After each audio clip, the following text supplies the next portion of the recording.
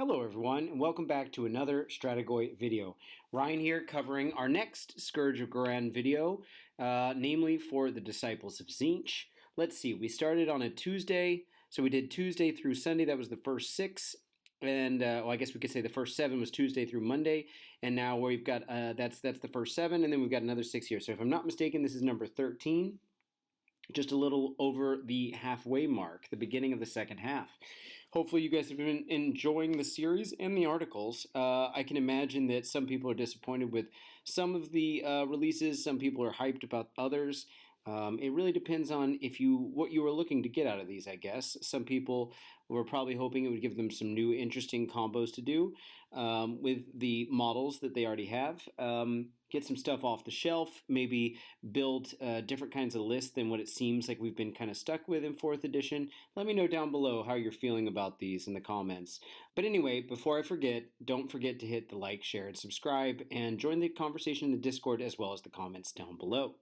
So let's get on with the article. So scrolling down here, we're going to see obviously 2 new units, Scourge of Ghyran versions of the units. We get a General's Handbook fact, and we get a clue that says, to see what we're revealing next, weigh anchor, these hints clearly being for Ideneth. So exciting. That's actually the first army that I ever got to come on the channel for to talk about with Jonas when the 3rd edition Battle Tome got released early on in 3rd edition. So it's been a lovely ride ever since, and of course I'm always happy to talk about our Sea Pirates.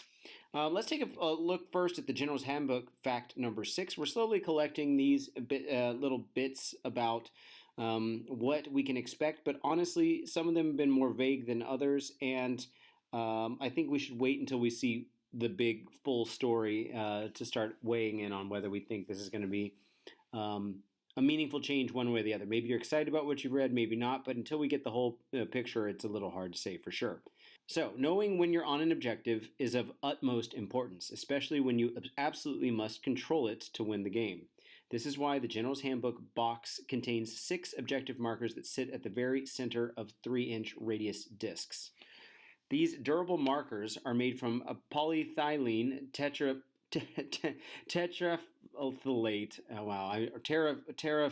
terephthalate. Sorry guys, a suitable name for a Tzeentchian hero if ever there were one. And they're super flexible, durable, thin, and most importantly, they look great. The icons in the center all key into the new battle plans, making them super easy to use and start gaming with. Now this is interesting because in looking at the box and seeing the news article, I had assumed that these would be the actual objective markers as we use them now, the 40-inch millimeter guys plus 3 inches on the side that we use often out of mouse pad or whatever on our boards. But it seems that these sit at the very center of 3-inch radius discs, meaning they might be the objective marker size themselves, 40 millimeters, or they might not. They might be neither. They're just a random size that the GW wanted to use. And then they're just to mark your objectives. So who knows? If they are exactly 40 millimeters, then if you don't have a set of 3-inch radius discs, you could use these guys to represent the actual thing that's called an objective on the board, and then just measure 3 inches every time you want to see if a unit's controlling it or not. So I'm not sure about that, but that would be handy, I suppose. But otherwise, it looks like they're not replacing the objective marker set that you already have in the game. It's just to have different markings on them so that, as we've suspected from the way it seems to be with where the direction they're going with these, that different types of objectives do different things. Also interesting is they only have 6, which leads me to believe that our missions are only going to have 6 objective markers at most, or maybe only 6 that have this type of special kind of rules change that makes them special objectives. So we'll have to see. They said they're super flexible, durable, thin, and most importantly, they look great. The icons in the center are all key into the new battle plans, making them super easy to use and start gaming with. Okay, that's not. I wouldn't even call that a General's Handbook fact as much as that's more of just a what you get when you buy it. So that doesn't necessarily have a whole lot to do with the rules, but maybe that's interesting. Weigh in down below if you think that this means something more than what I'm picking up on right here.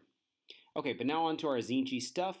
We've got 2 units that are getting new versions. The Chiric Acolytes are kind of your standard mortal battle line, if you want to call them, old parlance for Disciples of Tzeentch. And they've always been a unit of 10 guys. Now they're going up evidently from 90 to 100 points, but again, the base version of the War Scroll might also change. And they stay Arcanite and Infantry. Nothing to see there. And then the Ogroid Thaumaturge is our Ogroid-esque hero, obviously. He stays at 130 points, at least in contrast to the current points. He can take any Arcanite, which is still what he's got. He can, let's see, this hero can join an eligible regiment as an Arcanite Kabbalist, and that stays the same. And he's on the same base size. So nothing changed there. Let's scroll over and look at the War Scrolls. Okay, so taking a look at the Ogroid Thaumaturge first, hero first. The weapon wheel, 6-inch move, 8 health, control 2, 5 up save. It doesn't look like he's got a ward. I'll scroll down to the keywords. Hero, Wizard 1, Infantry, Chaos, Disciples of Tzeentch, Arcanite. Nothing changed there. Let's look at his output. He's got a ranged output and a melee option. And interestingly, he used to have 2 melee options, and now they've been, I guess, combined. But we'll take a look at that in a second. So the index version of the War Scroll had his ranged weapon at 12 inches, 3 attacks, 3s and 4s, no Ren D3, so it didn't change. Now the melee weapons used to be 3 attacks, 4s, 2s, -1, 2, with charge plus 1 damage. And then there was the staff, which was doing 2 attacks, 4s, 3s, no Rend D3. So now what we've got, we had a total of 5 attacks max, and now we've got 6 attacks. So we functionally get +1 attack by including folding everything together. We get the better profile of the horns and cloven hooves at 4s and 2s, -1, 2. Now, technically, the Thaumaturge staff, if you didn't care about the rend, could have rolled a 3, which would have meant the max damage you could have previously done was 3 times 3 with charge plus 1 damage on the better profile. So that would have been 9 damage plus 2 times 3 for the staff, which would have been another 6, so for 15. And now we're at 6 times 2 for 12, or 6 times 3 on the charge. So I would say this is just flat out an improvement, because you've got, functionally for the Thaumaturge staff stuff, you're not relying on rolling that 3.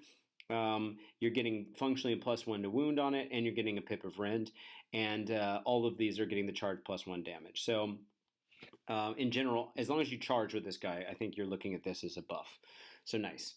Now, the rules that were on the Thaumaturge before, we had a once per turn army, end of any turn, and a passive. The passive ability was add 1 to hit rolls and wound rolls for this unit's combat attacks while it is damaged. Now, the thing is, he was just an 8 wound, 5 up save hero without a ward save. Very easy to damage him, but also hard to keep him in that perfect middle range where he's still living, especially if you send him into combat and he's not the first unit you fight with. He wasn't bringing another unit in with him, so he was, there's a good chance the guy was end up getting punched first, because you'd probably choose a different unit, say Songor Enlightened or something with him. So anyway, I don't know how often you were getting those +1 to hit and wound rolls for this unit's combat attacks, not for his shooting attacks, by the way. So it looked nice, but obviously his main profile even then was the 2 up to wound, which meant the +1 to wound wasn't even helping with that profile. It was only helping for his staff, which was not the main event. The other rule the index version of the War Scroll has is a once per turn army, end of any turn, so it could be your opponent's. Pick an enemy unit that had any damage points allocated to it this turn by this unit's combat attacks to be the target, and the target has the burning keyword. So not his shooting attacks, unfortunately, and his shooting attacks didn't have Weird Flame, so you weren't going to be giving someone burning through a shooting with him. Just kind of a bummer. It's kind of like in Tzeentch, why not just let everyone have Weird Flame if they've got these little ranged attacks? But anyway, the fact that he could give burning to any number of no, you had to choose one enemy unit. That would be an extra burning unit. The thing is, the Weird Flame Blade, which you could give, say, a Lord of Change, is way more functional at giving this out, or giving it to a Regiment of Renown version of a Demon Prince is a popular build too. So you could do that to get burning on everything and split those attacks up. I just don't know how big of a a thing this really actually ended up being in games. Now, obviously, I mentioned he was a wizard, so that's always nice. You've got some wizard tech. But he was just so fragile. He's still fragile. But let's take a look at his new abilities, and I think maybe he'll look a little less fragile pretty quickly. So we've got a new passive ability that while this unit is within a friendly non-hero Arcanite unit's combat range, this unit has a 4+ ward, and then every time he makes a successful ward, you allocate 1 damage point to a friendly non-hero Arcanite unit within its combat range after the damage sequence has been resolved, and they can't use ward rolls. So that means we have to think about what are the non-hero Arcanites. So obviously the demons are going to be things like your horrors, flamers, screamers, that kind of thing. So it's not that. So Jade Obelisk is like your Warcry Warband unit. They are Arcanite. Kyric Acolytes, Zongor Enlightened do have the Arcanite keyword, and Zongors as well. So I wasn't 100% sure. They used to make a divide between being mortal and or Arcanite, or sometimes just one of those. And then Zongor Enlightened on disc plus Skyfire's count. Let's see, Chaos Spawn is not, so that's one of the exceptions that doesn't fall under Demon or under Arcanite. So you're basically looking at your Zongor units and your Kyrics and Jade Obelisk. Yeah, seeing that we're getting a Kyric update today as well. Maybe you're putting them in there, but of course it's you're losing models when you do that. So maybe the most efficient would be taking like Zongors because they each have 2 wounds, or maybe Zongor Enlightened on foot because they each have 3 wounds, and they can keep up with them. They're at the right speed. And they can also turn off commands for a unit, so that might help keep him alive. I don't know. There's going to be options maybe, but I don't hate that. I mean, at least it's keeping the guy alive, right? And then his other rule is a once per turn army, any charge phase. This is a core and charge ability. So because it's once per turn army, you're not using it with the like another copy of a Thaumaturge. But it could be used in your opponent's turn. So it says if this unit is not in combat, pick a friendly Arcanite unit in combat to be the target. So it could be any one of those ones I mentioned, and it could even be a hero. So like a Curseling or a Magister or something like that. It doesn't have to be a non-hero Arcanite. You remove this unit from the battlefield and set it up again within 1 inch of the target, and in combat, this unit counts as having charge, which of course gives it the +1 damage. This slingshot ability is actually really fun. So, and you could do it in your opponent's turn, right? Because it says any charge phase. I don't see any reason why you would have to use the 2 CPs to trigger a countercharge to make this happen. I think it would just go off because countercharge is going to reference the charge rule, but this is its own core and charge rule. So someone let me know down below if you think that I'm wrong about this, but I think this one just goes off. As long as a friendly Arcanite unit's in combat, this guy just gets to teleport all the way over there and go join the fray, which is really fun. Especially if you've got like Zongor Enlightened on disc. They go all the way up the field, go tag something, and this guy, all of a sudden, before you know it, this guy's fighting, and he's got a 4+ ward because he's standing in combat with that unit. Could also be another hero on disc that's pretty fast, get him over there. Kind of cool.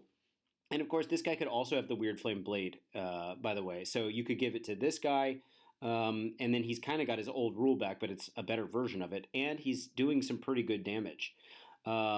Obviously, he wouldn't get the 4+ ward if the Arcanite unit that teleported him over was a hero, but still. The only stipulation is this guy had to have not been in combat and that another Arcanite unit was. I like it. I think it's flavorful. It's definitely going to be fun slingshotting this guy all the way across the board to join another unit. And remember, Tzeentch has a teleport spell as well, so you could teleport one of those units. Then with Destiny Dice, guarantee a 9-inch plus charge. They go in, then you drag this guy in. Or in a pinch, every single turn, you could, if you just had an army full of Arcanite units, this guy could be just teleporting around the table, joining every fight, and counting as having charged. Kind of cool. I mean, he might die, but a 4+ ward keeps him alive for a decent amount of time. So, yeah, I don't hate it. I think it's pretty fun. Yeah, what do you guys think? Okay, so taking a look at Kyrics. Kyric Acolytes, like I said, are a unit of 10 guys. They still have a 5-inch move, 1 health, control 1, 5+ save. If I scroll down to the keywords, what we are seeing is Infantry, Champion, Chaos, Disciples of Tzeentch, and Arcanite. Now, interestingly enough, they seem to have lost all of the War Scroll things about choosing which models have what. For example, it said every model in this unit is armed with Cursed Blade and Sorcerer's Bolt, but 3 out of 10 of them can replace that, at least the blade, with a Cursed Glaive, which has a good bit better output. 1 out of 10 models that are armed with a Cursed Blade, so that haven't swapped them out, can be accompanied by a Volchark. And 1 out of 10 armed with the Cursed Blade that haven't swapped it out can carry a Scroll of Dark Arts. The champion cannot be accompanied by a Volchark or carry a Scroll of Dark Arts, but could have replaced their blade with the Cursed Glaive, evidently, to get that extra attack on the better profile. So that makes the unit already kind of complicated, and the fact that they kind of like got rid of that is interesting. Now, also interesting is that their Sorcerer's Bolt is gone on this new War Scroll. We're only seeing a melee profile. So let me talk about that real quick. The Sorcerer's Bolt was an 18-inch range Weird Flame ability with 1 attack, force 3s, no rend 1, but there was an ability on the War Scroll for your shooting phase only. If this unit includes any models carrying a Scroll of Dark Arts, roll a dice, add 1 to the roll for each other friendly Chiric Acolytes unit within this unit's combat range. On a 5+, add 1 to the ring characteristic of this unit's Sorcerer's Bolts for the rest of the turn. So you used to be able to stack that on the shooting attack to get maybe like have multiple units keep stacking one unit, and so that one big block had like rend -2, 3, whatever. Now you would maybe have them all stand kind of within a triangle, kind of near each other, and then it's just going to boost the chance that it goes off, that all of them have rend 1. It used to be like a spell, by the way, too, but that's gone. And they also had a passive ability for while this unit includes any models accompanied by Volcharks, subtract 1 from casting rolls for enemy wizards within 12. Now, which is such a weird thing for an army that's pretty good at unbinding and banishing, dealing with opponents' spells, and that it was only a 12-inch range, and I don't know. I don't know how often that really came into play, to be honest. But anyway, so the shooting is gone. Those were the abilities. The melee weapons that they used to have were either the base weapon, which is the Cursed Blade, 2 attacks, force, 4s, no rend, 1. So what you can see on what's here on the profile is 2 attacks, force, 3, so that's functionally a +1 to wound, but stays no rend and 1 damage, as it looks on the profile itself. But in a second, we're going to see that's not entirely the story. And then the elite weapon they could have, which would be on 3 out of the models, including possibly the champion, for another attack. Each had 1 attack themselves. 4s, 3s, 1 rend, 2 damage. Okay? Now, so if we look at what's here, we've lost our shooting attack, but now we've got a couple new abilities. One of them is a passive ability, empowered by magic. Add 1 to the damage characteristic of this unit's melee weapons while this unit is wholly within 12 inches of any manifestations, friendly or enemy. So this means you're going to be wanting to cast a manifestation, which Tzeentch wants to do anyway, and they're very good at getting them out, especially with Kairos or a bird, Lord of Change. And you just need to make sure that it can keep up with the Chirics, okay? Or it could be an enemy one, but you can't control that as well, right?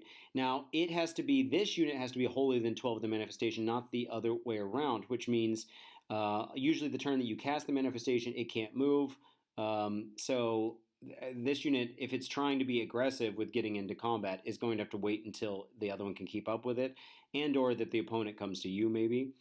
And if you had a big block of, say, 20 of these guys, a reinforced block, it's going to be harder to keep them wholly within 12 of the manifestation, regardless, just because you've got a big old block of them. So it looks nice. The thing is, you've got to really time it right with the manifestations, and if your opponent can get rid of the manifestation with like a easy banish, then you're sitting in a place where your whole plan for making sure all this damage was coming through falls out the door. But that is a really nice profile. 2 attacks, 2 damage at 4s and 3s, and we can actually see here below that in your shooting phase, once per turn though, so it won't work with multiple Chiric Acolytes units, you can pick a visible enemy unit within 12 inches of this unit to be the target. For the rest of that turn, add 1 to the rend characteristic of melee weapons used by friendly Chiric Acolytes, all Chiric Acolyte units, for attacks that target that enemy unit. So it's not just for this one. Even though it says once per turn army, it just means you can only kind of like, let's say, marker light an opponent unit for the extra rend for all of your Chirics that go into that one unit. But it would apply to all of them. So you could get this profile easily up to 2 attacks, 3s with an all-out attack, 3s, -1 rend, 2 damage. So if we're saying like you've got a big block of 20 guys, I'll just give you guys a projection on that real quick. That's going to be 41 attacks. 41 attacks at 2 damage. This is a big block of 20. And then say you alt attack. We're looking at a huge amount of damage. I'm going to redo this again to make sure I'm right on this. Before accounting for rend, that big block of 20 Chiric Acolytes is doing 36 damage in 4 knights, which is a lot. Granted, you had to have gotten a manifestation to be standing close enough to the unit to make sure that they are getting that damage. Otherwise, it's half as much. And to get the rend's actually not hard, right? It goes off automatically. But it's only against that one unit. And granted, something like Kairos' Arcane Suggestion can make the rend their save even worse, or could turn off commands. You could do that with some of the other units in Tzeentch. You could have a Purple Sun as your endless spell that's harder to banish. That is going in and also reducing the save quality of your opponent's unit. So it is a big block, and I know people might get real excited about this.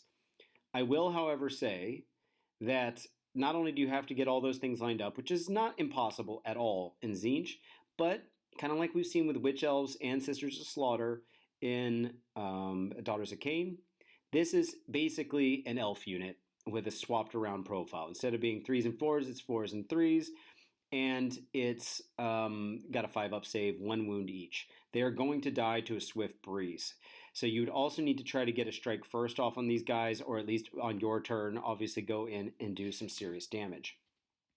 And because they don't have shooting attacks anymore, they're not helping out with you getting Weird Flame off, which is a bummer. And they basically have to have all this stuff to go off to actually be worth their weight. Now, granted, it's what did we say? How many points? Let's scroll back over there. 100 points for 10. So 200 for a block of 20 is not bad by any stretch of the imagination, especially once you get the extra damage in. But they're just going to be super glass cannon-y. So I like it. Do I see Chiric spam lists being better than Zangor spam lists? Probably not. But it could be a thing, and I really like the tech of this Ogre Thaumaturge. If nothing else, it feels really fun. But what do you guys think? All right, let's go to the new stuff that aren't units. So we've got 2 battle formations and then a new set of artifacts. And remember, like we saw in one of our articles, evidently with extra points that you have left over, if you don't spend all 2,000 of your points, you can start buying enhancements. So maybe we could get some extra ones.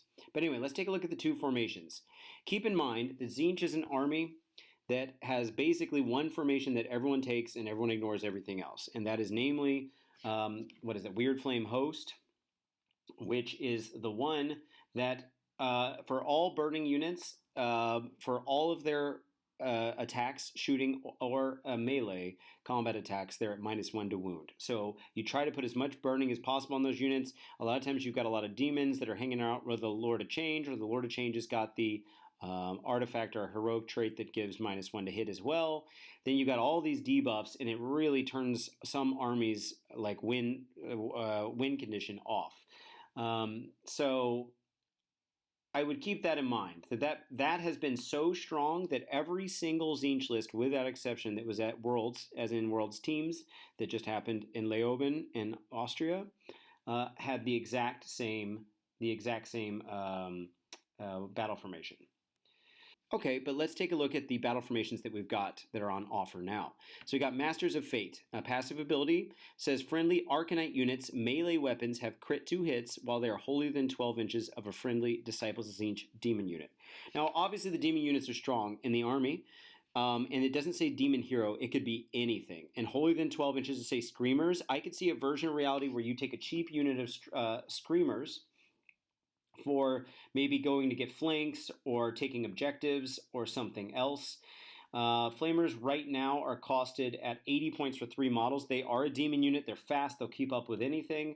They could even go take some kind of objective and then come back and start buffing up the Arcanites. They can even keep up with the other, not just the Chiric Acolytes, but like any of the Zangor units. And now you're giving them crit 2 hits. Now remember, if for some reason one of those units has another thing that crits off of the hits, then you'd have to choose one or the other. But crit 2 hits is obviously great in the sense that it's They're exploding hits. Mathematically, it's the same as an all-out attack, as in a +1 to hit. But it can, in terms of the average outcome, but in terms of the variance, it means that it actually increases the amount of output you could possibly do, the max that you could possibly do. Yeah, anyway, it's pretty strong, but it helps on units that have obviously good to wound rolls already, and ones that have a lot of weighted dice to make sure you're making up for those attacks. But this would go through on all Arcanite units, including the heroes, and then obviously the big heavy hitters of the Zongor Enlightened as well. So that's pretty cool. The Skyfires are not going to benefit from this really because their melee profile is not really why you take them. They're the shooting version. I like it if you're going to go all Arcanites. It's just a basic thing. It goes off all the time. It's going to feel good. And yeah, I think it's decent if those lists can actually be strong. I think an all Zongor build is all about this, by the way. I know the Kyrics look like the main event that we just saw, but I think an all Zongor build is going to go nuts on this. I'm going to double check the regular Zongor profile. This is a unit that, at least at current points, has, it's for 10 models, 150 points, and you've got...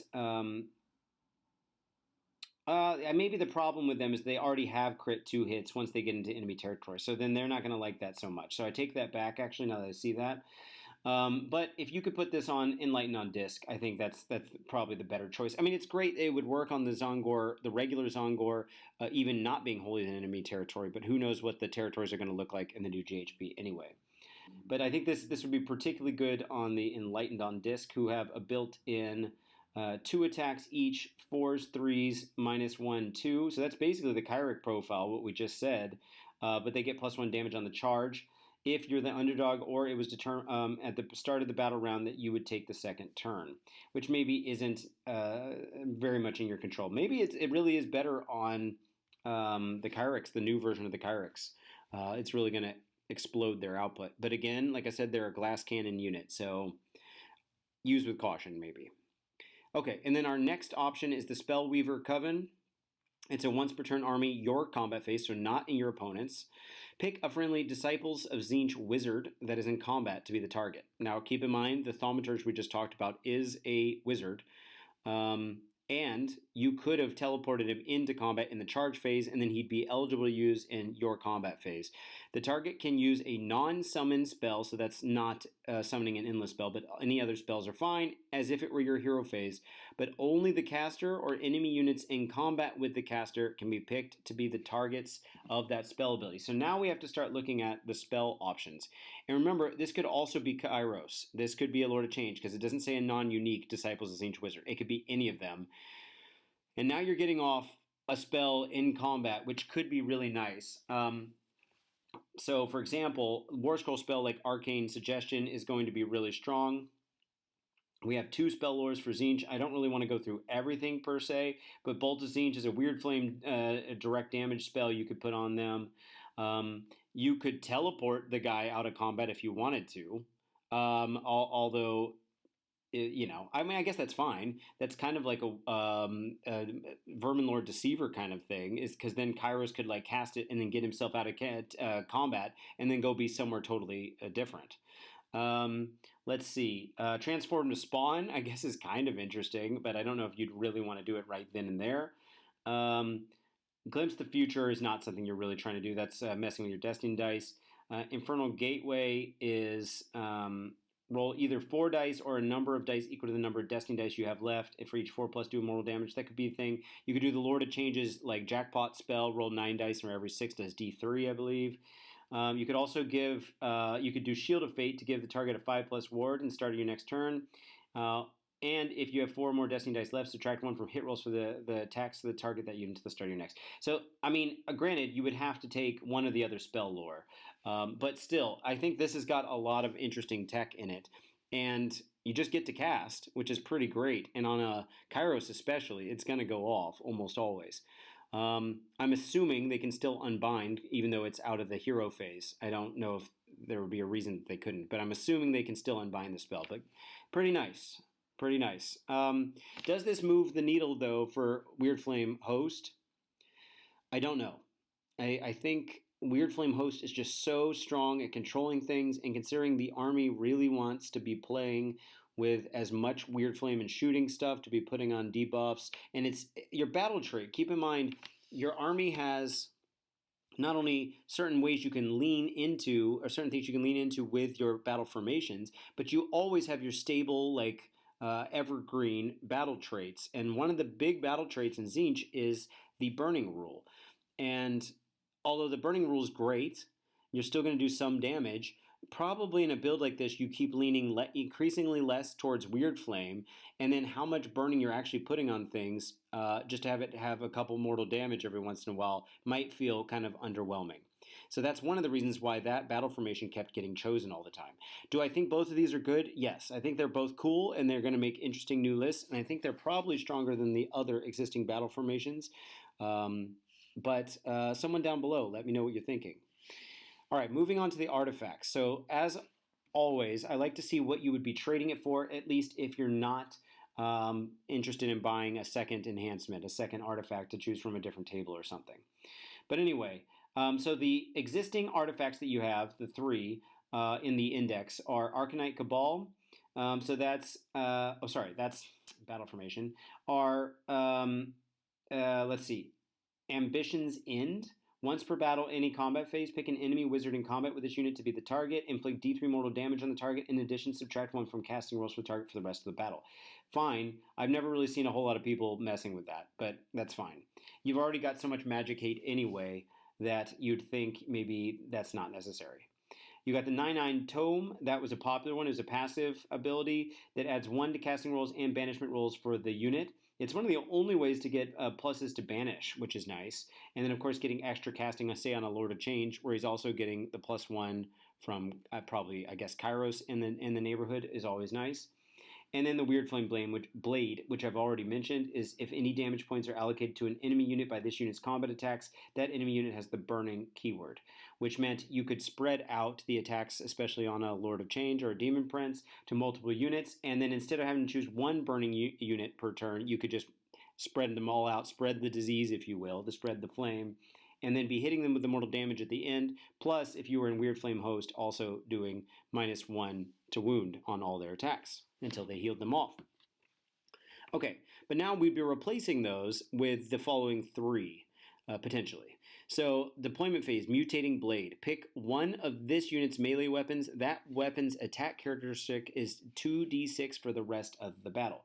So now all of a sudden we're looking at who is a good target. The first choice would, of course, be Buddy Boy down here, the Ogroid Thaumaturge, and then 2d6 isn't really that great. It's swingy, but then the average is 7. So on average, it's only +1 attack, but the chance that you lose attacks is decent, or that it just stays here. And then you maybe wasted your new artifact on that guy. Let's pick someone else. Let's see, who would be a really good... The Curseling, I don't think is going to be all that great. He's got 5 attacks built in, 4s, -1, 2, so I wouldn't put him on him. Let's see. Another option would be the Lord of Change, probably the most logical one. So which one would you... All of the profiles that you could have chosen have 4 attacks. The Baleful Sword, having that go from 4 to 2d6 is a decent improvement. 4s to hit, 3s to wound, -2, 3. Definitely nice. He's probably your best bet because you don't have that many other options. And like I said, the original Ogroid Thaumaturge, you'd have to choose to put it on the horns and cloven hooves and to keep the Thaumaturge staff there. So that would be going up from 3 to, on average, 7. It would be functionally like adding 4, but then adding some more swinginess in. There's one last thing that I'd like to call out is the potential for taking in the God-marked Ascendant Demon Prince, because that's one of the few exceptions in the game where you can take artifacts and enhancements, whatever, from the faction you put him in one of the 4 Chaos God factions, because he gains the keyword. So his attack profile, also, by the way, with a strike first on a 4-up, and potentially +1 rend against heroes, if you go for the non-wings version, is 6 attacks, 3s, -1, 3 with crit mortals. The problem is, at a base 6 attacks, I think the 2d6 is too risky. So personally, I'd probably put it on the fighty fighty version of the Lord of Change, and then because you're only changing one of the melee weapons, then you're only running the risk of your profile changing a lot for the main weapon, or you could even keep that one stable and let the other ones go up, but I think I'd still put it on the main one, seeing as it started with 4 attacks. So not bad. I don't hate it at all, but I don't know if it's enough. I think I'd still rather the Weird Flame Blade. Okay, once per turn army, your hero phase, Arcane Siphon. Pick a visible manifestation, friendly or enemy, that was not set up this turn and is within 12, not wholly within, to be the target. Roll a dice. On a 3-up, the target is banished. Remember, if you do that to the Incarnate, then it only takes 6 damage. And so that's the only one that has that exception. There were a few more at the beginning of 4th edition that didn't auto get banished. They just took damage instead, but those have changed. And you could also, you will also heal this unit where X is the target's health characteristic. So this is in your hero phase. The problem is that's also the only time you're eligible to banish manifestations. You can obviously shoot them or fight them to make them go away, but you're not allowed to banish things in your opponent's turn. I think I'd like this a whole lot more if it said any hero phase or especially your enemies. I think that would be a nice middle ground, because then you could banish off turn, which could be nice. You could also banish your own manifestation so that you could set it up in the next turn, assuming you didn't get doubled, which could be nice. And then healing, which is the target's health characteristic, is often like 8+ on many of the manifestations you're trying to get rid of. That could bring your bearer to, a full health pretty easily if they got wounded. That said, it's not all that hard to kill the big birds, which is probably your best target for this. I don't hate this, but at the same time, you've got so many casts in the army that you can probably just get rid of it anyway. But it is letting you keep one of your spells instead of blowing it to banish it. And you could always double up, right? You could try this ability. If it doesn't work, then you just go and try to banish it the normal way. I don't think this would conflict with the you can only try to banish each endless spell once. So that's nice. Okay, and you've also got the Spellcatcher Amulet, once per turn army, your hero phase. Declare, this unit can use this ability if any enemy manifestations were banished this phase. So it kind of sounds like you'd kind of want a 1-2 punch of those two. And again, it's only in your hero phase, which is when you normally banish them. This is obviously dependent on that your opponent is actually using manifestations or successfully getting them out. And a lot of armies have them just because they can, but aren't really focusing on them. But anyway, this unit can use a summon ability from the manifestation lore you picked during army composition. That summon ability does not count towards the total number of spell or banish abilities this unit can use this phase. So a summon ability is when we look at a manifestation, we look at 2 different war scrolls to some people's annoyance, because if you look them up, you're going to sometimes accidentally find one or the other, either the war scroll or how you summon it. But the ability itself is the manifestation equivalent of casting. And when it says you use the summon ability, it doesn't mean you just get to put it out for free. It means you have to cast it, essentially. But it doesn't count as towards the total number of spell or banish abilities this unit can use this phase, which means you get to basically try to summon something for free. It's like you get +1 casting value, but you have to summon something. That's basically what it is.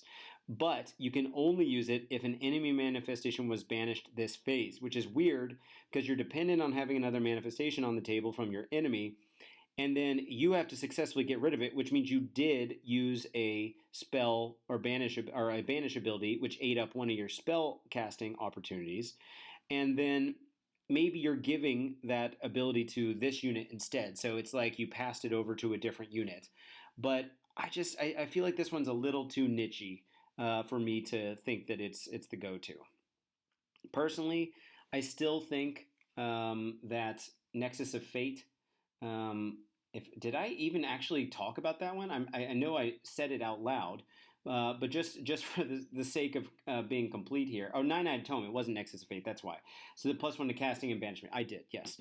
So that one, I think that one's just such a solid go-to for your army, especially if you have a lot of wizards, or just the Weird Flame Blade and Ambition's End, not really. I don't hate Arcane Siphon, but yeah, and I think Mutating Blade is flavorful, but because it's so random, if it said something that also had an average of 7 but was a little more stable, like, I don't know,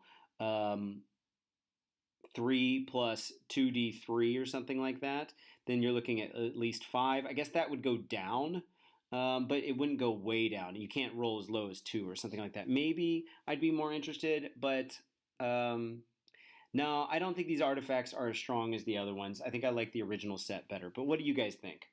And that's basically my summary of these guys. It looks like we're kind of going in a bit of an Arcanite melee build kind of thing. I do think this Sorcerers of War is really interesting for some kind of 1-2 punch combos that could do some interesting stuff, especially on the casters that can really get that off. Or I don't know, and when I'm thinking about this, I don't think you could double cast a spell. I'm pretty sure, unless it says, here, let's look that up, because that could be really interesting. Obviously, you have overlapping debuffs that can exist. If you have, say, Arcane Suggestion that Kairos uses, and you turn off CPs for one unit during your own hero phase, and then you do it again in the opponent's phase as a magical intervention, you can actually have 2 units who have CPs turned off, and those will stack in the sense that multiple units have it on, but not obviously 2 times on the same unit.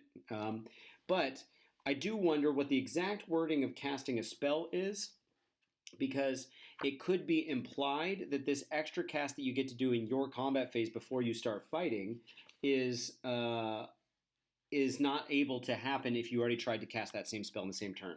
So I'm going to go look at the abilities here. Let's see. Okay, so let's look at the Jealous Mages and Fickle Gods rule. This is in the Magic section at Rule 5.0. It says that no more than 1 friendly wizard can cast the same spell per turn, unless that spell has the unlimited keyword. So that says explicitly per turn. Keep in mind that each unit can still only use any given spell or prayer ability once per phase. So if I'm understanding that correctly, that means that, say you wanted to do any of those abilities I already said, Arcane Suggestion or the Teleport or whatever else you might be trying to do in Tzeentch, that basically you're not using it until you get into combat. Because if you tried to use it earlier, the one time per turn would kick in. So you're not doubling up on that. I think that does move the needle a bit for me on that. When I first read it, I was thinking, oh, maybe you could do it twice, but I don't think so. Even an unlimited spell. Now, granted, if that wizard hadn't cast that unlimited spell yet that turn, but another wizard had, then they're still eligible to cast it. All right, but that wizard can't cast that unlimited spell twice in the same turn if I'm interpreting the rule correctly. So anyway, interesting. Crit 2 hits on the Arcanites is specific to that build, but I could see a version of Reality redo that, especially for maybe the new Kyric units, maybe Zongors that don't want to go in the opponent's territory. Okay, but let me know what you guys are thinking. Thanks so much for following, and I'll see you guys tomorrow with the Idoneth update. Until next time, Ryan out.